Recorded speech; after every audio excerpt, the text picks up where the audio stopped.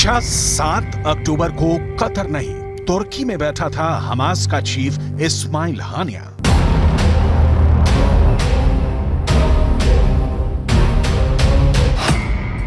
क्या 7 अक्टूबर को तुर्की में बैठकर इजरायल में खून खराबे का जश्न मना रहा था हानिया?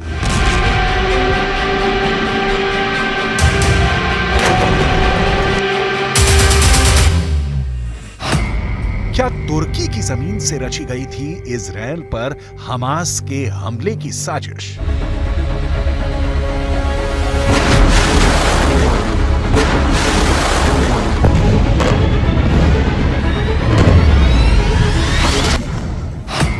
क्या तुर्की के राष्ट्रपति एर्दोगान ने सुनाया था हमास को इजरायल में कत्लेआम मचाने का फरमान?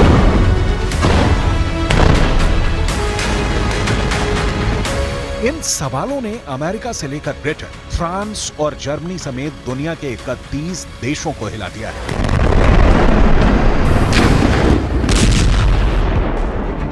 पूरे के पूरे नाटो में हड़कंप मच गया है। तुर्की ने एक बार फिर नाटो देशों का ब्लड प्रेशर बढ़ा दिया है। नाटो को तुर्की वो विभीषण बनता दिखाई दे रहा है जो उनके 74 साल पुराने सैन्य गठबंधन की कब्र खोद सकता है।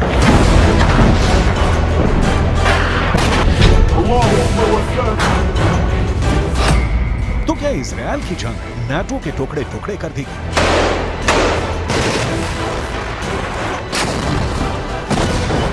जिस नाटो की बुनियाद करीब 2 साल से जारी यूक्रेन के युद्ध में नहीं हिली, उसके वजूद पर महज 2 महीने पहले शुरू हुई गाजा की लड़ाई ने तलवार लटका दी है और नाटो का सबसे बड़ा दुश्मन बनकर खड़ा हो गया है खुद नाटो का सदस्य तुर्की।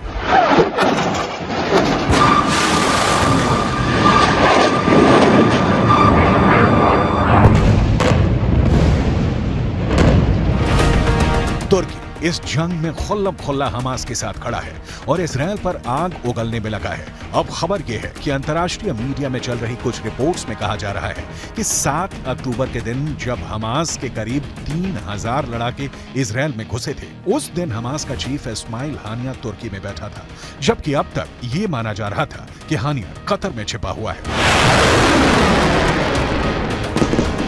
इजरायल पर हमले के दिन हानिया के तुर्की में होने की खबर को तब और हवा मिल गई जब अमेरिकी न्यूज चैनल CNN को दिए एक इंटरव्यू में तुर्की के राष्ट्रपति के चीफ सिक्योरिटी एडवाइजर ने इस बात से सीधे सीधे इनकार नहीं किया।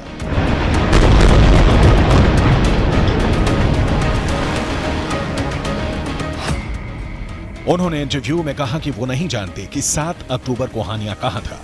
हो सकता है वो तुर्की में हो। मुद्दा ये नहीं है कि हमास के नेता किस वक्त कहां हैं। मुद्दा यह है कि हम इस जंग को कैसे रोकें। तुर्की के राष्ट्रपति के चीफ सिक्योरिटी एडवाइजर के इस बयान ने अमेरिका और नाटो के ज़हन में तुर्की के खिलाफ काफी वक्त से पैदा शक को पुख्ता कर दिया, क्योंकि हमास के नेता बेधड़क बिना किसी रोक टोक के तुर्की में जब चाहे आ सकते हैं, जब चाहे वहां से जा सकते हैं। तुर्की में उनके स्थायी ठिकाने हैं और खुद तुर्की के राष्ट्रपति के हमास के नेताओं के साथ निजी रिश्ते हैं। अभी जुलाई में ही इस्माइल हानिया इस्तांबुल में तुर्की के राष्ट्रपति से भी मिला था। इसीलिए कुछ दिन पहले खबर आई थी कि इजरायल की खुफिया एजेंसी मोसाद और सुरक्षा एजेंसी शिन बेत हमास के नेताओं को मौत के घाट उतारने की प्लानिंग में है, फिर चाहे वो दुनिया के किसी भी कोने में क्यों न छिपे। इस पर तुर्की के राष्ट्रपति ने इजरायल को सीधी धमकी दे दी थी कि अगर तुर्की की जमीन पर हमास के नेताओं को एक खरोच भी आई तो इजरायल को एक बहुत बड़ी कीमत चुकानी पड़ेगी। तुर्की वैसे है तो नाटो का सदस्य, लेकिन नाटो के बाकी देशों से उसकी कुछ खास नहीं पड़ती है।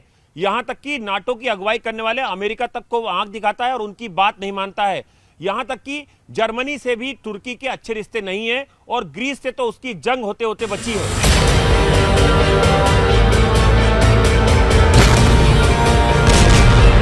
नाटो देश जो रास्ता पकड़ते हैं, तुर्की उससे बिल्कुल उल्टी चाल चलता है। यूक्रेन के युद्ध में भी तुर्की ने यही किया। नाटो देशों ने रूस पर प्रतिबंध लगाए, मगर तुर्की ने रूस पर प्रतिबंध लगाना तो दूर, तुर्की के राष्ट्रपति ने पुतिन से रिश्ते भी नहीं तोड़े और रूस से गैस खरीदनी भी जारी रखी। अब गाजा की जंग में भी तुर्की का स्टैंड नाटो के स्टैंड से बिल्कुल अलग है।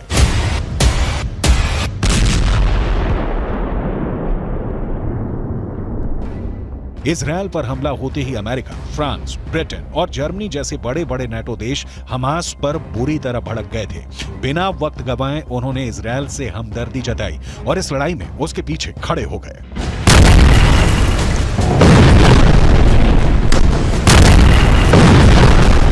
हमले के चंद दिन के अंदर अमेरिका के बाइडेन, फ्रांस के इमैनुअल मैक्रों, ब्रिटेन के ऋषि सुनक और जर्मनी के ओलाफ शॉल्ज इजरायल का साथ देने, उसका हौसला बढ़ाने के लिए सीधा इजरायल पहुंचे और हमास को मिट्टी में मिलाने की कसम खा ली। मगर तुर्की के राष्ट्रपति रेजेप ताइप एर्दोआन ने तो इजरायल को ही आतंकी देश बता दिया है। वो इजरायल पर तमतमाए हुए हैं। इजरायल के प्रधानमंत्री बेंजामिन नेतन्याहू को गाजा का कसाई बुला रहे हैं। एर्दोआन तो यहां तक कह चुके हैं कि नेतन्याहू ने गाजा में जिस बेरहमी से मासूम लोगों को मौत के घाट उतारा है, उसके लिए इंटरनेशनल क्रिमिनल कोर्ट में उन पर युद्ध अपराध का मुकदमा चलेगा।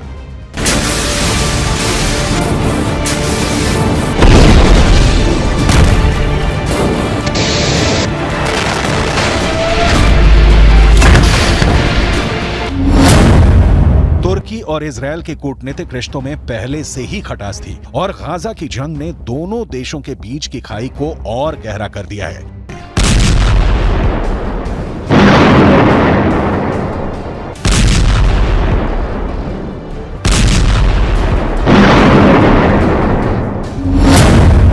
अमेरिका ने हमास को आतंकी संगठन घोषित किया हुआ है, मगर हमास तुर्की का दोस्त है। दोनों के रिश्ते बरसों पुराने हैं। तुर्की में मुस्लिम आबादी बहुसंख्यक है और फिलिस्तीन भी अरब मुस्लिम है और खुद तुर्की के राष्ट्रपति एर्दोआन तो फिलिस्तीन के कट्टर समर्थक रहे हैं। उन्होंने हमेशा फिलिस्तीन की अलग देश की मांग का समर्थन किया है।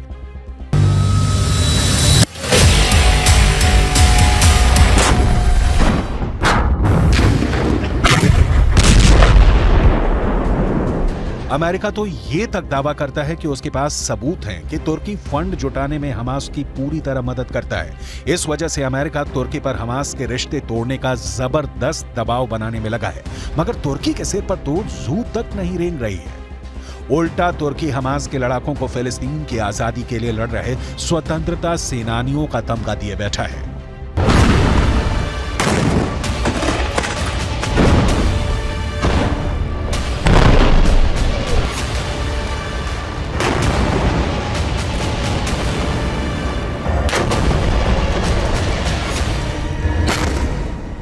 तुर्की कहता है कि वह हमास के नेताओं से इसलिए बातचीत करता है क्योंकि वह जंग रुकवाना चाहता है और शांति चाहता है। यहां तक कि जब अमेरिका के राष्ट्रपति बाइडेन और एर्दोआन की फोन पे बात हुई तो एर्दोआन ने उन पर ही गाजा की जंग रुकवाने का दबाव डाल दिया।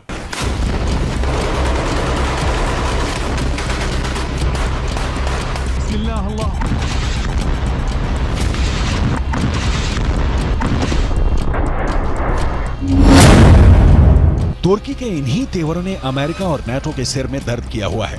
इसलिए सवाल यह है कि फिर भी अमेरिका तुर्की के आगे बेबस क्यों है? क्यों वो तुर्की के नखरे सह रहा है? तो ये बात है कि अमेरिका और नाटो का तुर्की के बिना गुजारा नहीं और तुर्की उनकी इस मजबूरी का फायदा उठाने में लगा है।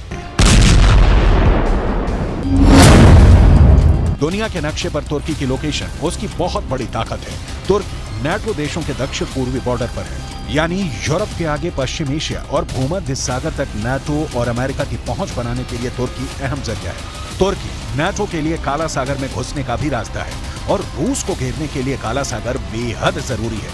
और फिर तुर्की नाटो का वो सदस्य है जिसके पास अमेरिका के बाद इस मिलिट्री अलायंस में दूसरी सबसे बड़ी सेना है।